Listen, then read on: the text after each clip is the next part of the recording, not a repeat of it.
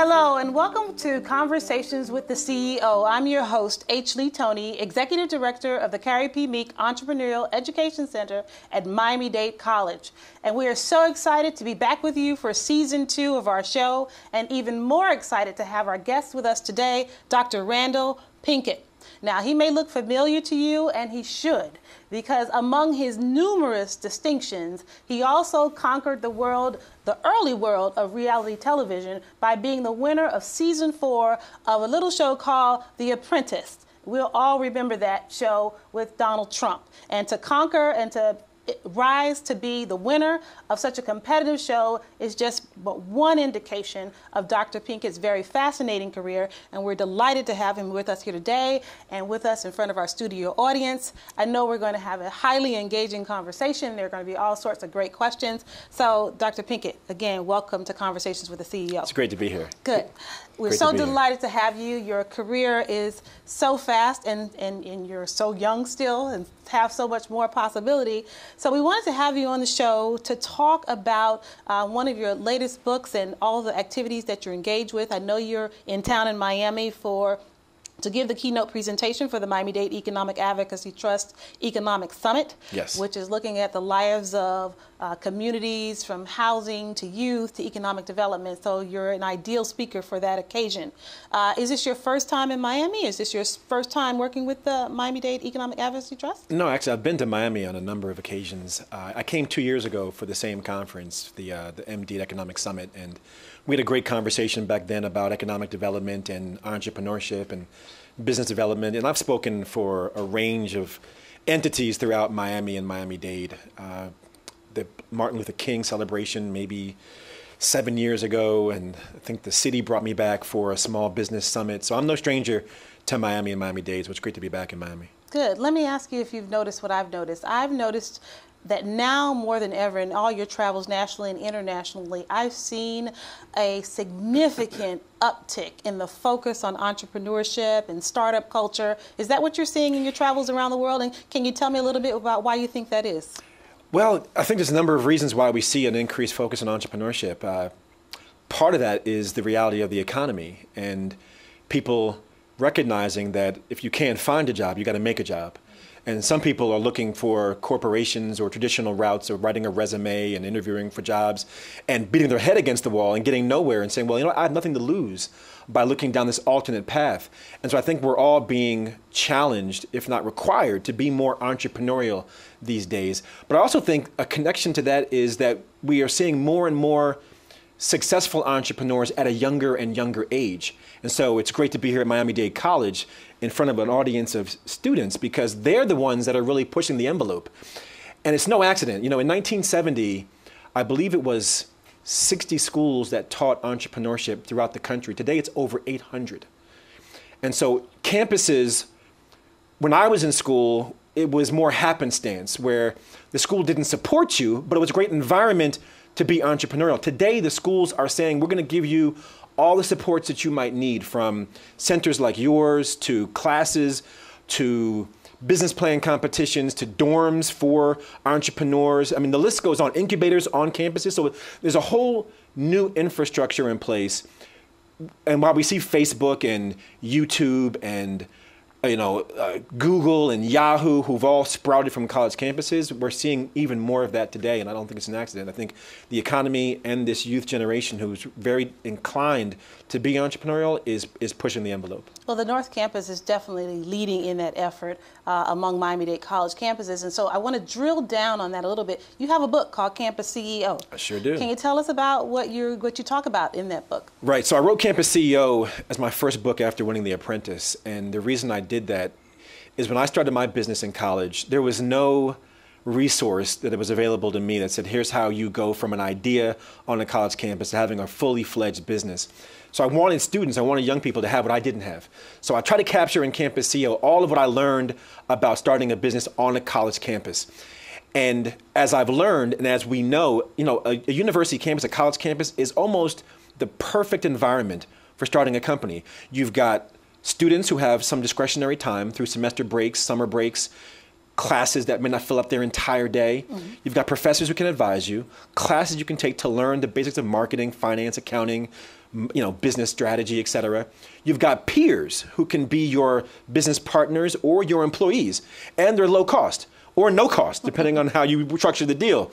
And as I mentioned before, you have all these resources that wrap around your student to say, we can support you. So if I could imagine the perfect place to start a company, it would be a college campus. Right. And so it's no accident that Sean Diddy Combs with Bad Boy, Russell Simmons with Def Jam, again, Google, Yahoo.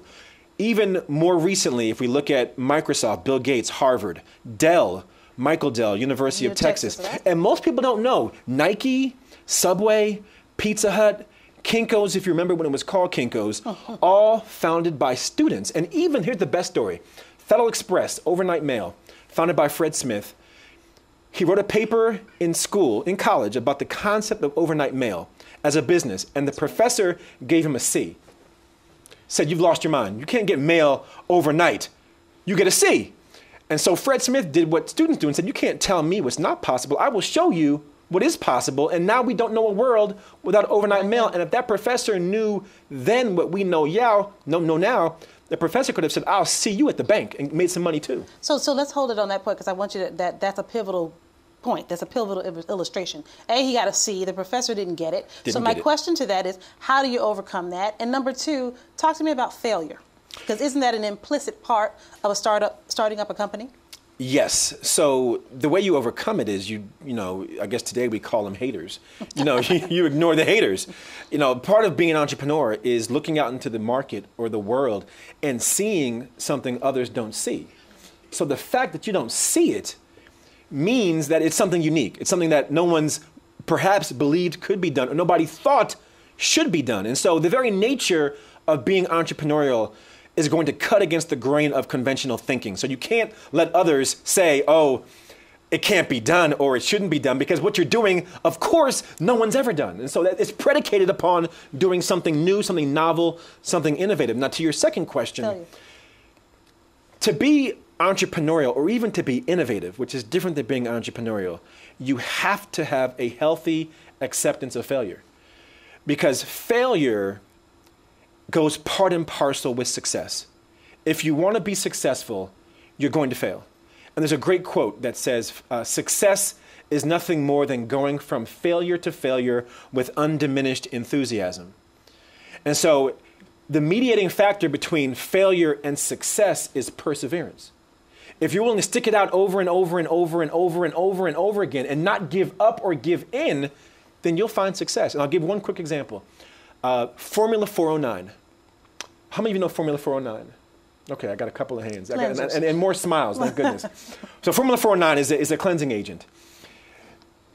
The name comes from, it took them 409 attempts to get the formula right. 409. I'd have given up on the third try.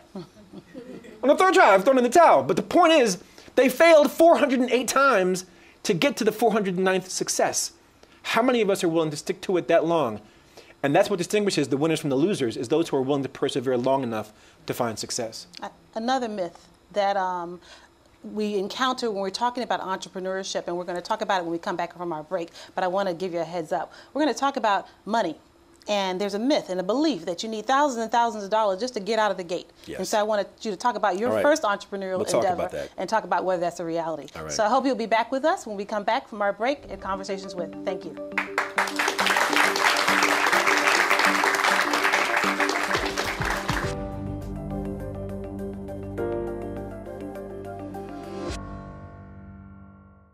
Cool programs for hot jobs. Let Miami-Dade College jumpstart your career. We offer bachelor's degrees in film and TV production, electronics engineering, supervision and management, and nursing. Or choose from 300 other programs. With our flexible course schedules, you can take classes during the day, evening, weekend, or online. For more info, visit MDC.edu or call 305-237-8888. Get the knowledge and training for today's in-demand jobs. Register now.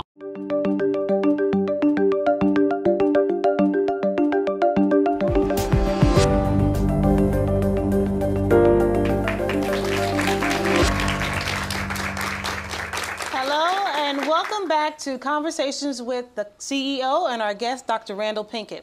And before we went to break, Dr. Pinkett, I posed to you the question that I get most often. how much money does it take to get a business off the ground? There's this belief that it's not reachable, it's not attainable because I don't already have a boatload of money at my disposal to get my business off the ground. What do you say to that? So let's dispel two myths. Myth one is you have to have a lot of money. Myth two is you have to have somebody else's money. You got to get somebody else to give you the money. So myth number one, Inc. magazine identifies the 500 fastest growing companies in the country every year. And if you analyze those companies, so I'm not talking about companies that are failing, but companies that are growing, and ask them the question, how much money did you raise to start the business? Half those companies will tell you $20,000 or less. A third will tell you $10,000 or less. And 10%, 1 out of every 10, fast-growing company will tell you $1,000 or less. Now, I was in the category of or less because I started with nothing. And what I've learned is the rubber meets the road in entrepreneurship, in not getting lots of money and then, being in a cushy office and then growing from there, but rather figuring out how to make something out of nothing. That's the art of entrepreneurship, not the science of entrepreneurship. But the question of where do you get the money from is a valid one. You ask the same question of the Inc. 500 companies, 80% will tell you they got it from the founders. 80%, which means the remaining 20% of that pie is venture capital, angel investors, grants, loans, the list goes on. All of those, none of them are more than 5% of the pie.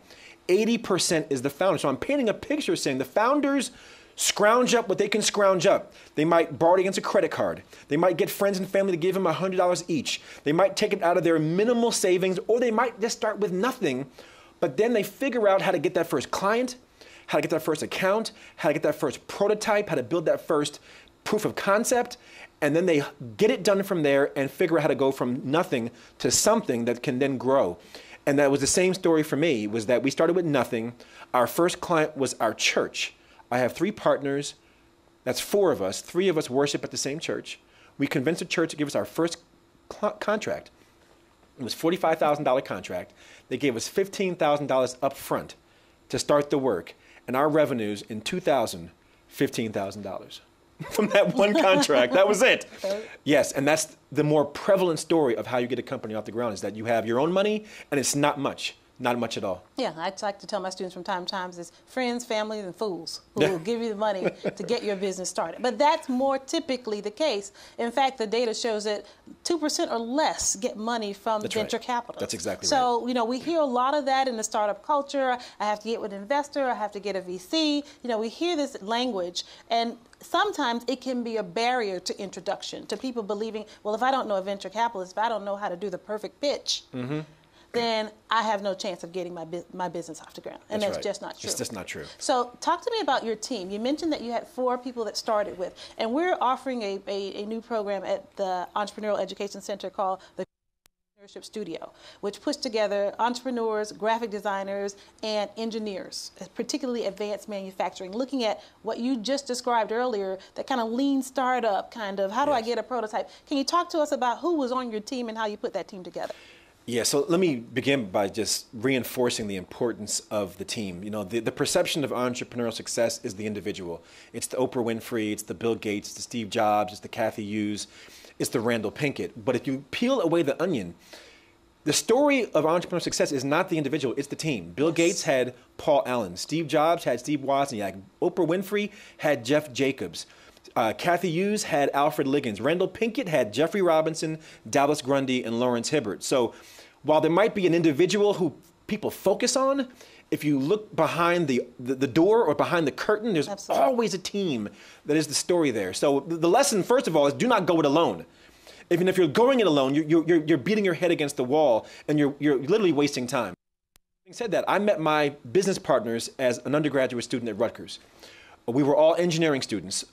Jeffrey, civil engineering, Dallas, civil, Lawrence, mechanical, I was electrical. We met through an organization called the National Society of Black Engineers. They had a Rutgers University chapter. The first meeting I met Jeffrey. We became friends. When we were sophomores and Lawrence and Dallas were first years, the chapter had a big brother, big sister, little sister program. Lawrence was my little brother assigned to me.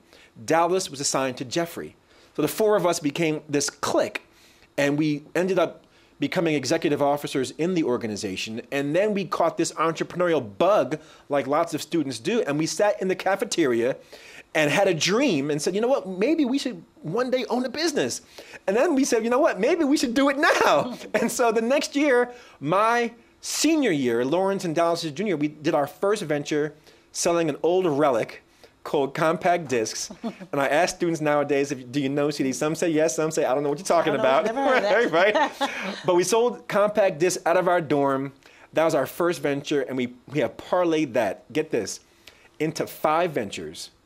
And I today stand here with the same 3 business partners that I met in college 20 years later. Amazing. And that's a blessing. Serial entrepreneur. Yes. So you're moving from one entrepreneurial experience to another, a life as an entrepreneur. And a lot of our students are first-time in college students. They are first-generation students. They're coming, and what the college is just wonderful at is giving first-generation college students the opportunity to just forge a whole new path for themselves and for their families. So, you know, mom wants you to be a nurse.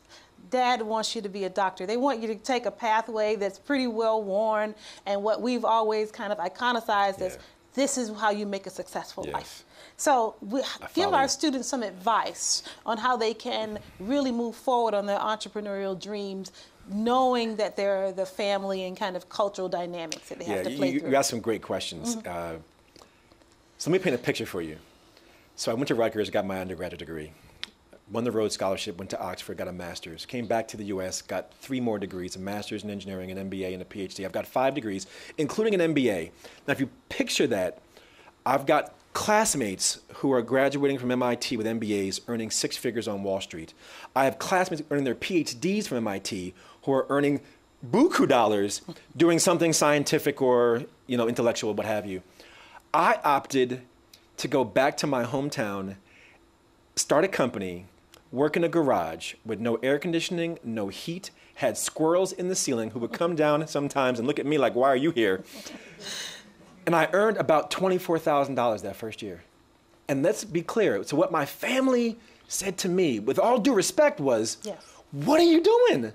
What are you doing? You have all this education, your friends are making big dollars, you have spent 12 years since high school in school, you know, and some of my family members have never owned a business. And so, and you're doing this entrepreneurial thing to try to get a company off the ground. The point being, they didn't quite understand what I was doing, and they told me, go get a job. And were it not for the camaraderie and the fellowship of Lawrence, Dallas, and Jeffrey to say, we can do this, we're in this together, and we believe in what we're doing, I might have actually listened, and we wouldn't be sitting here today. That's right. Thank you so much for that. That's huge. We're going to come back. We're going to take a break. And when we come back, we're going to take some questions from our audience, our students. We want to give them the opportunity to engage with you and you with them. So I hope you'll stay with us on Conversations with the CEO.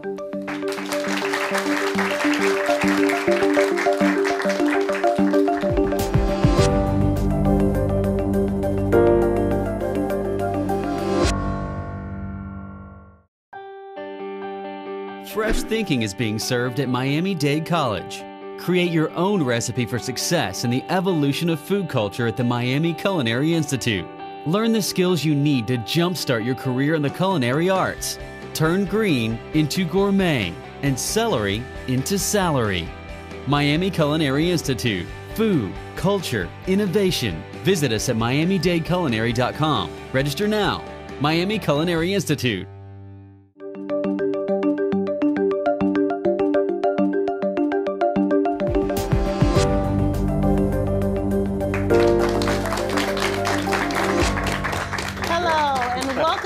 To Conversations with our CEO. We're having a great conversation with Dr. Randall Pinkett today, and this part of our segment is devoted to the students. So we're going to have some questions from our audience for Dr. Pinkett. We've been talking about entrepreneurship, how to set up your teams, how to deal with failure, how to persist, how to manage family dynamics when you explain, no, I don't want to get a job on Wall Street. I want to start my own thing, and I may start out like Dr. Pinkett in a garage. So I know we have our first question from Lazaro. Hello, my name is Lazaro Abraham, and my pathway is business administration. My first question to you is, what was your most successful business, and how did you come up with the idea? It's a good question. So let's be clear that I've started 5 companies.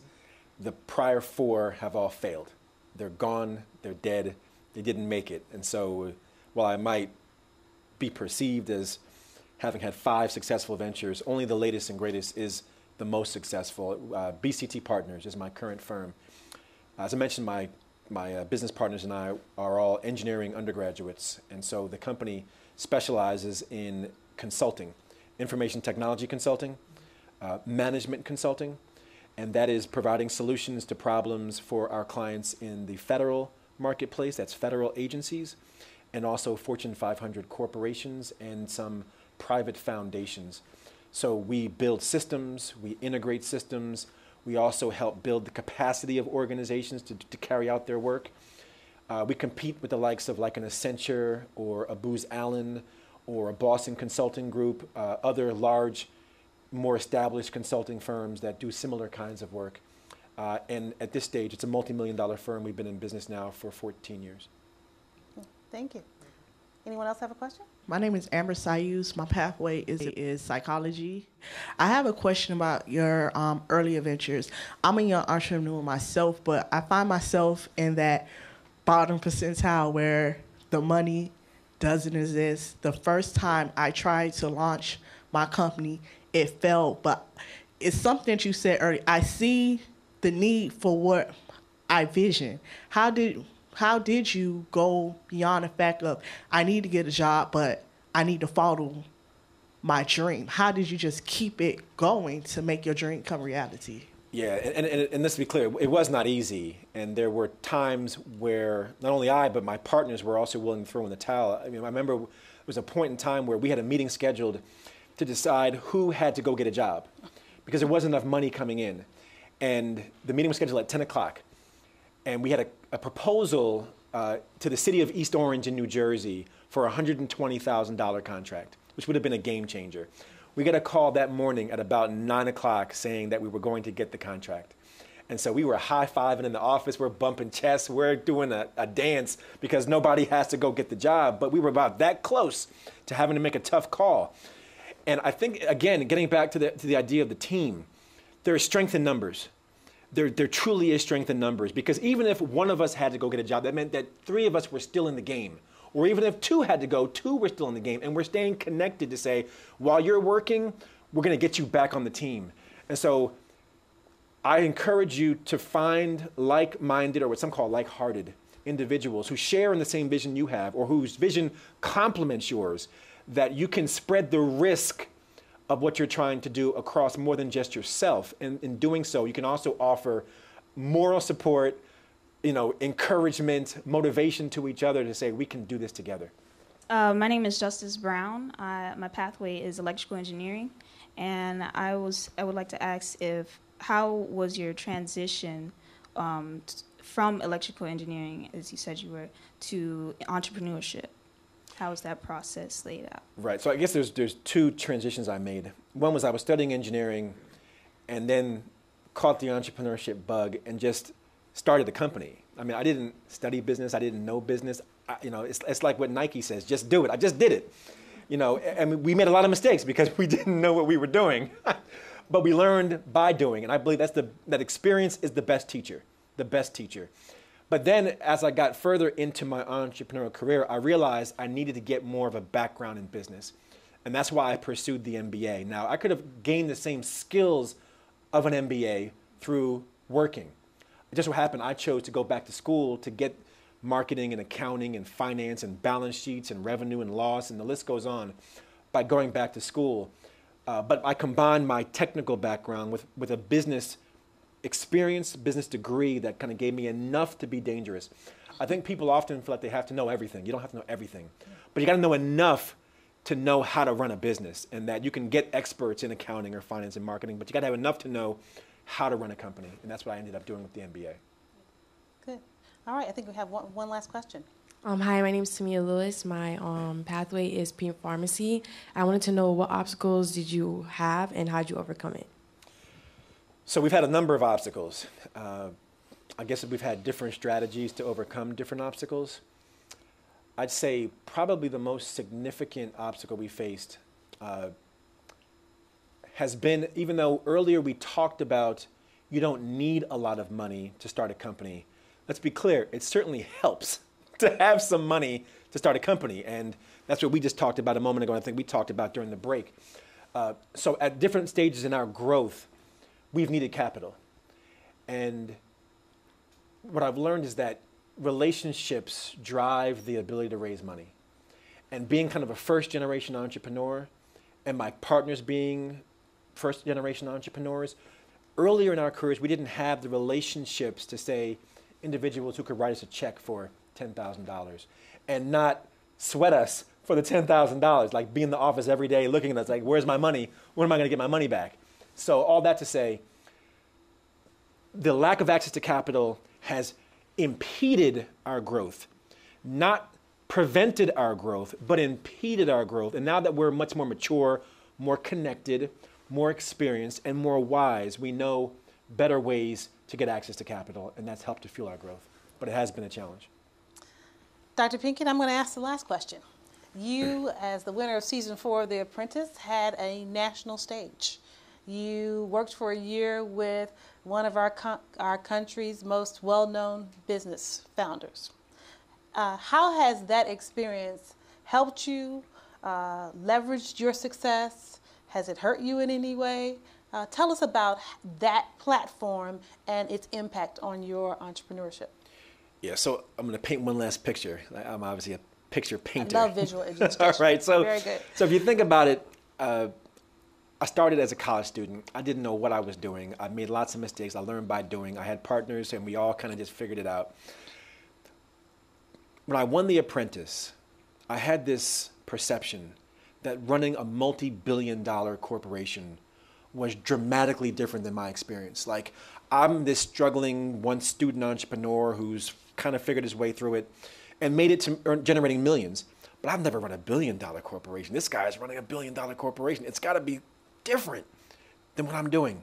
And so when I won the show and I got the job working for Trump, and I took a year off from BCT Partners, and I get in the room with the executives and I'm running the project and I'm listening to the conversation, I'm like, this is not that different than what we were doing at BCT. Now, let's be clear, there's more zeros on their budgets than my budgets, right. But it's not that different. And what I think the best takeaway from winning The Apprentice, in addition to the exposure and the platform and the name recognition and the books and the speaking and the like, I think the biggest takeaway has been it has demystified this idea that what I do or what I did is that much different than what he does or he did or what Bill Gates does or what Google does or what Cathy Hughes does. It's not that different. And then when you have the fundamentals of running a sound business, you generate revenue, you minimize expenses, and you earn a good profit, that will transcend whether you're millions or billions or trillions.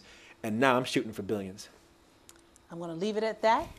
We can't have had a better ending if we had scripted it. Thank you so much, Dr. Pinkett. Thank you to our audience of students. Thank you for your wonderful questions and your engagement. I think you've done a tremendous amount of teaching today in this format of television. We thank you for being our guest today. And we thank you for being our audience on Conversations with the CEO. We'll see you next time.